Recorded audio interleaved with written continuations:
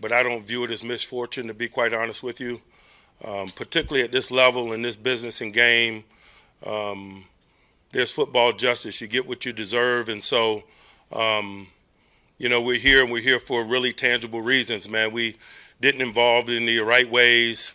We didn't strike the right chords at the right time, particularly down the stretch, and so we've been eliminated from the single elimination tournament.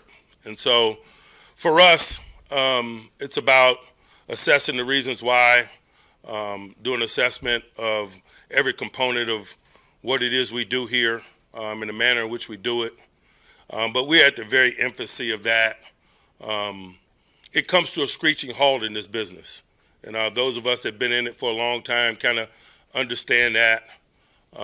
But we also understand that moving forward happens pretty quickly. And so, since Saturday night, that's what's been going on behind the scenes here. The very beginning stages of assessing what transpired and why. Certainly is disappointment in that, but there's also lessons and information within that. And so we're going through some procedural things that allow that information to come, to rise to the surface and to be hopefully utilized for the foundations of 2025. We had a team meeting yesterday at 2 o'clock, and we outlined some of those things, some of those initiatives. We talked about exiting the season appropriately, professionally, whether it's health related or whether it's meeting related, whether it's positional coaches, unit coaches, myself. Those things are just beginning here today for individual players. For me as a collective, or us as a collective, there's obviously a lot that happens this time of year. There'll be some questions that you have that I won't necessarily have the answer for. And that's just a component of this time of year. Certainly there's change that comes with this time of year. Certainly there's change that comes when we don't have the desired outcome, and so those are just the realities of the business. I would imagine there's going to be some things that change around here on a lot of levels, but that's this game, as I mentioned. And so I understand that. I'm open to that. Really just beginning the processes of some of the decision-making that has to transpire. I met with Art Rooney yesterday. I met with Omar yesterday, and those are just the very beginning of multiple conversations in terms of how we wrap a bow around some of the lessons learned, analyze some of the decisions made, personnel, strategy, et cetera. And those type of discussions are going on a lot of levels. How can we keep our team healthier? Was a discussion that happened yesterday, for example. We experienced a rash of soft tissue injuries this year that was impactful. And that's just an example of many of the things and subjects that we have covered and will continue to cover as we assess what transpired and quickly transition ourselves and build for the future at the same time. There's a lot of unanswered questions regarding the direction that this could go, free agency and so forth. Don't have a lot of answers there, but certainly happy to field and address questions along those lines to the best of my ability. Again, just assessing what transpired specifically in the stadium. I believe what I said to you after the game, that they were the better team on Saturday night. I thought that was displayed, and that is not comfortable to say, but it is truth. And for us and for me, moving forward, is having sober conversations such as that, and then beginning the process of unearthing why. When I originally opened, I talked about the level of disappointment that we're going through this today, and certainly that is the case. But a component of that disappointment is I thought that this collective was better positioned, maybe more so than in recent years, to not be in this similar place. But we are. And so there's obviously a lot of work to do. To be quite honest with you, I'm energized in terms of beginning the process and doing it because I'm a competitor. I love this game and this business, even when it's miserable. To be quite honest with you, I've seen so much in it and been through so much in it, I very rarely do I respond to present circumstance, whether it's positive or negative, because of the depths of the relationship that I have with the game. I expressed that to the team yesterday because it's not only my job to, obviously lead the group and strategize and so forth, but also to provide perspective. We got a lot of young guys who played major roles, who evolved in a lot of ways. I'm excited about them continuing their individual journeys and enhancing those and getting better and better positioning themselves to be significant as we move forward. There's a lot of, successes within the story. Certainly, I don't feel like it's the time to highlight those or to search for those, but I certainly acknowledge that it exists. It's important that we recognize that although we have some ills and certainly a lot of things to address, we do have some really solid foundational things to build upon and to enhance. And so a component of moving forward not only is acknowledging that, which stinks quite honestly, but also acknowledging the things that are moving in the right direction or the things that are really assets to us and figuring out ways that we can continue that or enhance that. And so there's complexities to the next few days and weeks for us and for me, but it's what comes with this thing at the highest level. Certainly there's going to be pain in terms of watching the rest of the tournament from the outside, but again, as I mentioned at the outset, there's not a lot of misfortune in this business. Ultimately, you get what you got coming to you, and so certainly as uncomfortable as it is, there better be growth in it for us individually and collectively in the effort to make sure 2025 doesn't end in a similar way. Don't have a lot of updates in terms of the general medical component. A lot of those exit physicals and examinations and decision-making regarding those things are still ongoing, but certainly if you got a question about an individual, I'll do the best of my ability to answer it. I'll pause and open it up for questions. Mike, you said you imagine there'll be changes on a lot of levels. Does that start with your coaching staff? I think changing in coaching staffs are a component of our business. I certainly don't think all of our coaches are under contract, and so change is a component of it, and I acknowledge it. But we're at the very early stages of making those type decisions and discussions. Mike, does the franchise feel stuck right now? I don't know that I've looked at it from that perspective. I'm certainly disappointed that I'm not working to prepare to play this week, and I've certainly felt that in recent years, but stuck is kind of a helpless feeling, and I don't know that I feel helpless. Well, what gives you optimism? Where does that optimism that you guys can emerge from this sort of place you've been in? I don't know that I'm ready to be overly optimistic or sell optimism to you either. I'm just acknowledging what transpired and what has to happen and what is beginning to happen, and acknowledging the complexity and the amount of work that's ahead of us. Certainly feel capable, but definitely doesn't feel in the mood for optimism or the selling of optimism. I don't know that that's appropriate. It's disappointing not to be working, and so that's where we are. Mike, do you have a plan for quarterback? Obviously we don't have a quarterback under contract, and so we got some major discussions there. It was a really good experience with the 3 quarterbacks that were on our roster this year, individually and collectively. We certainly are open to considering those guys, but there's a lot of work ahead of us. And the major work, obviously, starts first and foremost with just understanding what our options are, what the field looks like in terms of free agency, what the draft pool looks like, and then beginning the process in terms of decision-making based on, known variables. And so, Omar and I have got a half a day carved out here this week just to begin that component of the discussion. For whatever reason, third time in the last 4 years, I think. I'm sorry. Yep. This is going to be the third time in the last 4 years you go in with some uncertainty or maybe instability at quarterback. I mean, is that itself disconcerting to you moving forward? It's also been, I guess, 3 times out of the last 4 years we've taken a quick exit from the tournament, and so we're having all of those discussions and then acknowledge that those similarities exist, and obviously that's going to be a component of us in terms of our decision making this time around relative to the subject. Mike, what have you seen from Russ and or Justin that makes you think they can take you to the next step or where you need to get to? You know, just their professionalism, approach to business, their relationship with the game was an encouragement in that regard, certainly.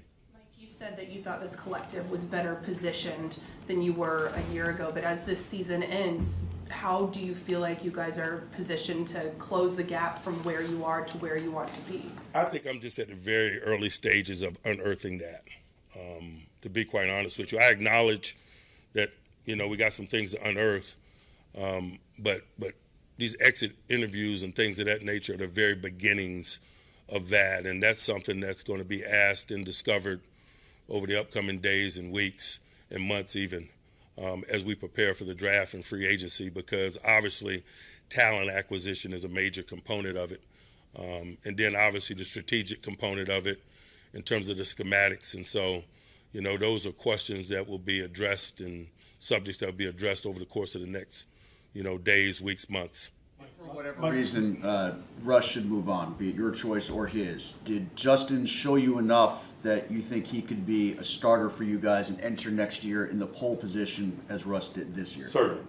And what more steps would he need to take than to perhaps be a 17-game starter? You know, I think, you know, he took them. You know, I thought that the way that he managed his professional circumstance was really impressive. I thought he brought an urgency to his day-to-day work regardless of his role. I thought he got continually better within our system of ball throughout the process. I thought the way he conducted himself makes that a legitimate thought or idea at this juncture. Mike, you mentioned potential coaching changes are a component of this. Last 8 times, you guys haven't been able to make it a win in the playoffs. I think a lot of fans have been questioning coaching at the top, starting with you, if you are still the right guy for this job. What's your message to them? You know, I have no response to that. I understand the nature of what it is that we do, the attention and criticism that comes with it. As a matter of fact, I embrace it, to be quite honest with you. I enjoy the urgency that comes with what I do and what we do. I don't make excuses for failure. I own it. But I also feel like I'm capable. And so as long as I'm afforded an opportunity to do that, I will continue. But I certainly understand their frustrations, and probably more importantly than that, I share it because that's how I'm wired. And so I'm not a big-time comfort seeker, and particularly in circumstances such as this, I don't view myself as a comfort provider because there's, you know, words are hollow, to be quite honest with you. It's about what we do and less about what we say. And so I've learned to say very little when things are going good, and I've learned to say less when they aren't. Mike, whenever you've had several seasons that have ended in similar ways, does that make you rethink the way that you either go about your job or the way that you go about just handling stuff? Certainly. I have a cliche that the guys oftentimes throw back at me in jest, but it's true. 2 is a pattern. And I say that because there's an expiration date on adjusting and adapting, you know, and so I use that phrase to reflect urgency, to reflect how quickly it is we need to adapt and adjust and move. And so, although, as you mentioned, we've had similar results, rest assured that, you know, we're not doing the same things hoping for a different result. We have adapted. We have altered our approach, and we will continue because we're not getting what we seek, and that's the confetti game, is to be world champs. And so our goals are really clear. It's also really clear that we're falling short of it, and falling short of it in a consistent way. And so we're still going to continue to be open to adapting our behavior, our program, the structure of what it is that we do, to turn over every stone in an effort to get what we desire. That's just the appropriate and mature way to approach it. That's been a calling card of your teams over the last few years has been the ability to absorb some negativity and then respond and rally. Why do you think that wasn't able to happen this year? Why did 3 losses turn into 4 and 5 at the end of the year? You know, I'm unearthing that, you know, and I guess that's the spirit in which I open this, because I know you got questions, but, you know, the answering to some of those questions would be speculative from my perspective at this point, to be making something up, and I'm not going to do that. But make no mistake, man, that's what the upcoming days and weeks and even months are about for us as we begin the process of laying a foundation for 2025. In that same vein, it has been, in sync with the previous question, it's been 8 years since this team has won a playoff game. What about your approach do you feel needs to change? No, that's what I was talking directly regarding when I answered that question. Certainly I'm open to adaptation and change, and have been. And so it's not a new discussion. It's not like I've been doing the same things over that stretch that you mentioned. Mike, you said you met with Art. What was his message to you? I think we share the same sentiment, to be quite honest with you. We're really disappointed that we're not working this week, and we have a real commitment to making sure that we're not in that same space 12 months from now.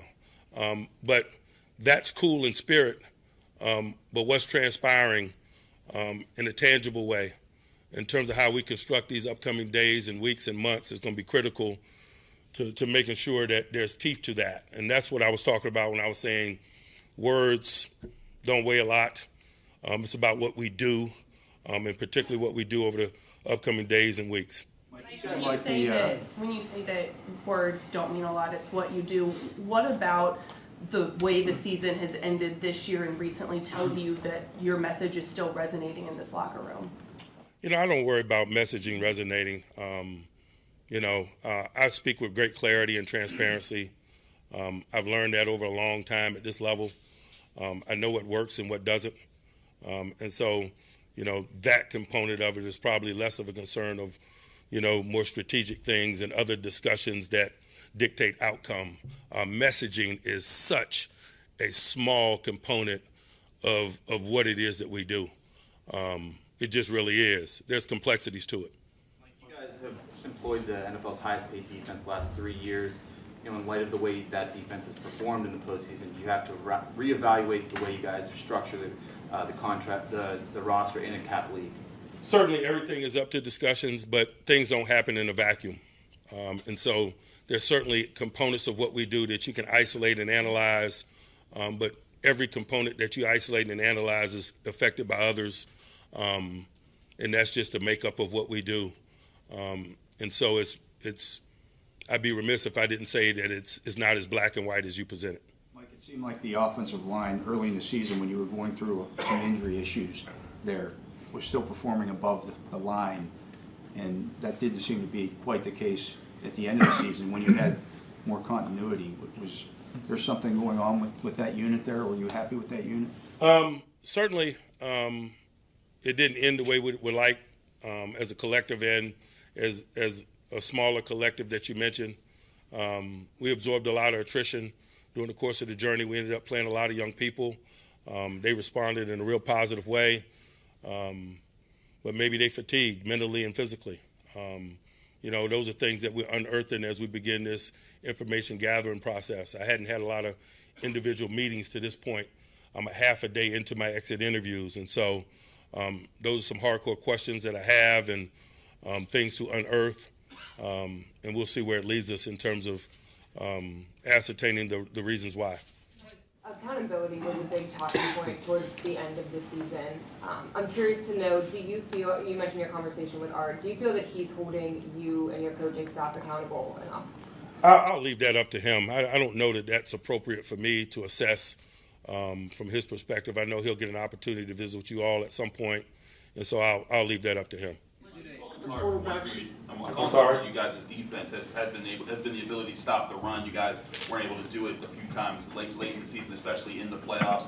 What has to change from you guys' approach to be that kind of consistent team, especially late in the season? Again, as I mentioned, those are questions that are going to be answered over the course of a longer period of time as we study not only our personnel but our schematics and the combinations of both, and also look at trends in the game. The quarterback mobility component, the design quarterback run component is a component of the discussion as well, and making sure that we're in the right lanes in that regard schematically. And so there's a lot of complex discussions to be had and things to analyze in that regard, but I'm excited about embarking on it. Is it an off-season priority of the franchise to get George Pickens a contract extension? We haven't had any conversations about pecking orders or priorities regarding any individuals contractually. We're not there yet. And I don't know that that's going to transpire this week. We're just still assessing what transpired in 2024. Those are more 2025 things. Mike, how would you assess George? I'm sorry. How would you assess George's season then? You did, particularly not the production, but maybe some of the other stuff. I mean, he got a lot of letters from the league. Got a lot of. There's certainly, obviously, more room for growth there.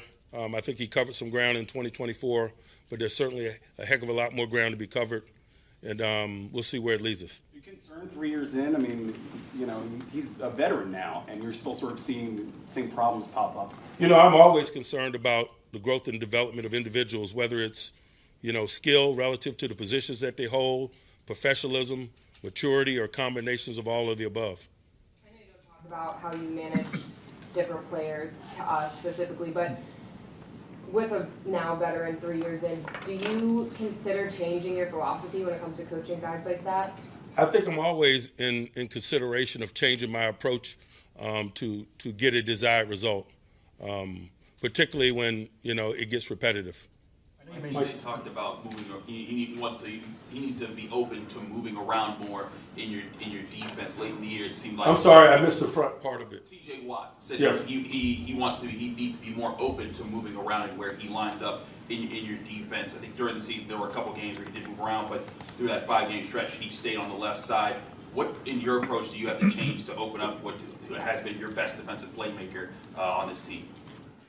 I don't know that a lot of dramatic changes need to be made regarding T.J. Watt, to be quite honest with you. I think his resume and production speaks for itself. He's been ridiculously consistent over his stay here.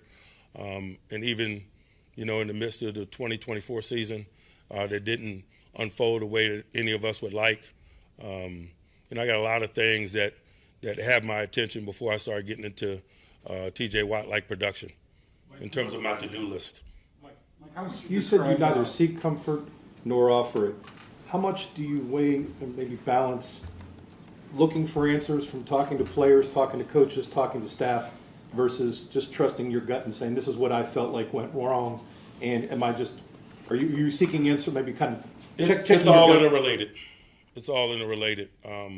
Somewhere in there lies the truth, Everyone has a perspective. It's my job to absorb that information and discern reality. And so that's just a part of this process. Mike, how would you describe Russell and Arthur Smith's working relationship this year? I thought it was pretty good and fluid. I know they do an awesome job of spending time together and communicating formally and informally.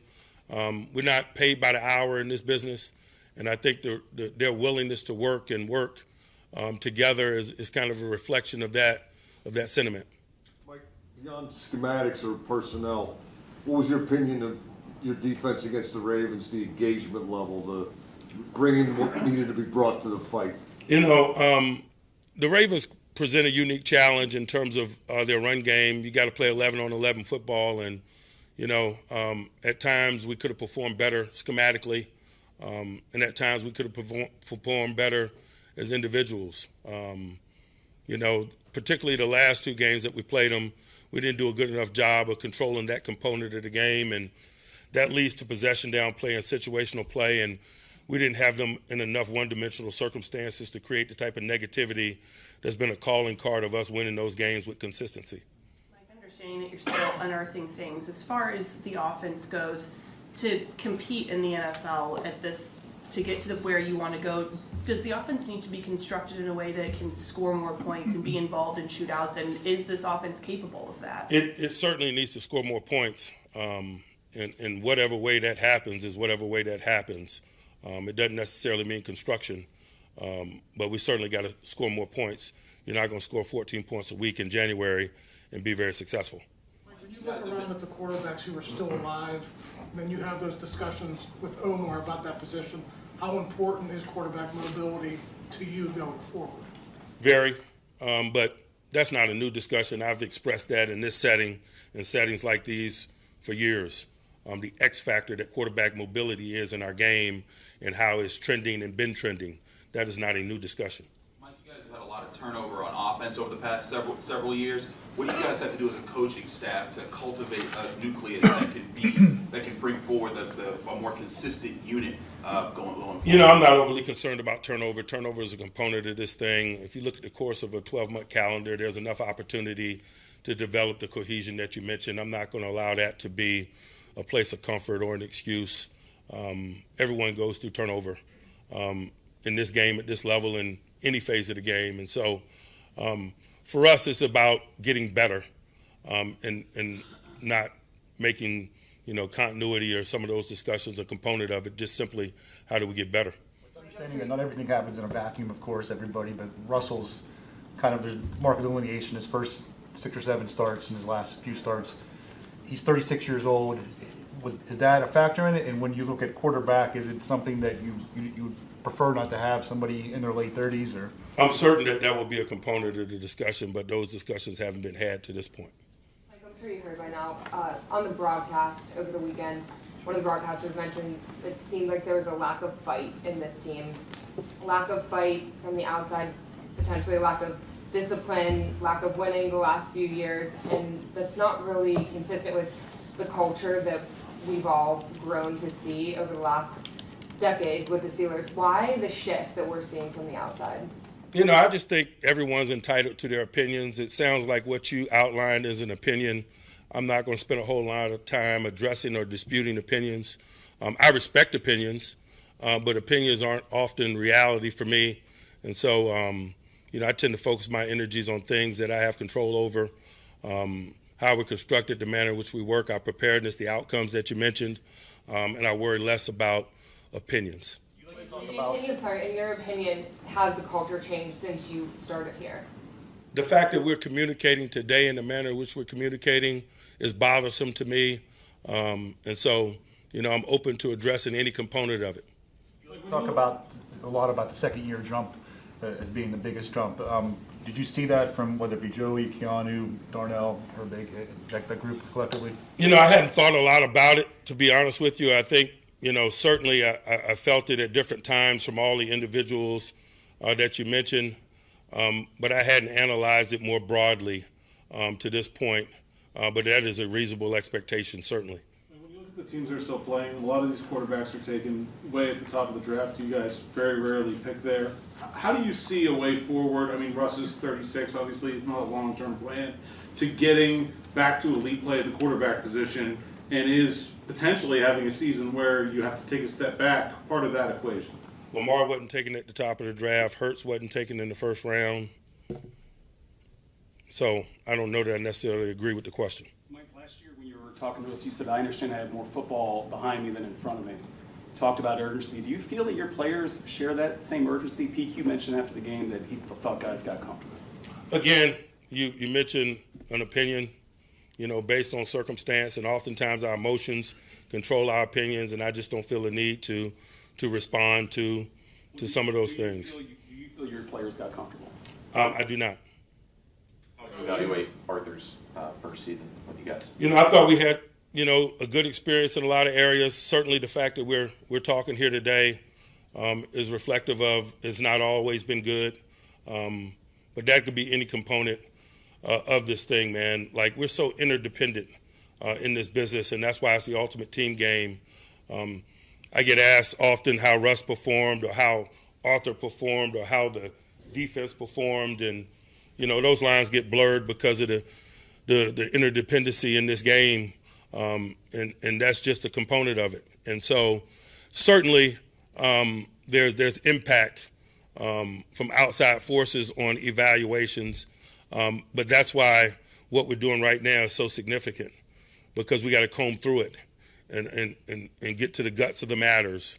And so that's why the exit interviews and the analysis of what transpired is so important, because I need to have a better understanding of evaluation components such as that.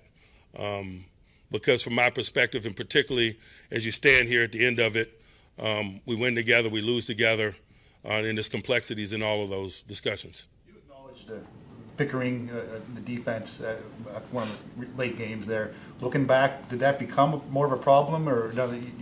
I've never been around a prideful unit that doesn't bicker when things aren't going well. Bickering is not always a negative thing. Bickering is a cleansing. Bickering is a gaining of understanding, you know. But sometimes, particularly in today's sport culture, it's presented as somewhat of a negative thing. It's not. You know, these guys play hard, they live hard, they love hard, they talk hard, they communicate hard. That's the world we live in. And so what is viewed as from the outside as potentially a negative isn't always a negative from those that are involved. It's very necessary in an effort to gain clarity or a cleansing or an understanding sometimes. Mike, at least one team has reached out to inquire about your availability, understanding that you have a no trade clause in your contract. What's your message to any team that may reach out to the Steelers to gauge interest or availability in your services? I have no message. Save your time. Mike, you Your mentioned. thoughts on, the running game and even. I'm sorry, I missed the very beginning. I'm sorry, your thoughts on the running game and even on Najee Harris and how his 24th went and the fact that he too is going to become a free agent. We like to ride the wave that our running game provides and produce chunks in the play passing game off of it and some of those things and control games and minimize the potential of negativity in terms of turning the ball over. At different times, we had really good traction and success in that area. It didn't feel that way at the end, but we need to go back and comb through with it in totality and understand why. Naj has had an awesome 4 years here. I understand that he is a free agent. Again, it's at the very beginnings of that process in terms of us assessing what we're capable of doing or what we desire to do. And I'd imagine it's the same thing from a player's perspective. But rest assured, we've had a good experience with him, and obviously the ridiculous consistency in his performance in terms of producing four straight 1,000-yard seasons speaks for itself. More a lot in the in the offensive run game to improve it over the past few years. What hasn't clicked to make it a more consistent unit, especially in the big games like this past week? There's a lot of things, like the attrition that I mentioned in the offensive line at the early stages, and the elevation of a lot of young guys, and what that might mean over the course of the journey is one example of it. But there's a lot of things to analyze, and we certainly will do so. Mike, you mentioned before the game and after the game, the playoff baggage is something you tote alone. Is it getting heavier, and how do you bear the weight? I got big shoulders. Mike, is there any accuracy to the report that Pickens was late on Christmas Day to the game against the Chiefs? Man, that's a few days back. I really don't know I have the answer to that, to be quite honest with you. I got a lot going on in pregame.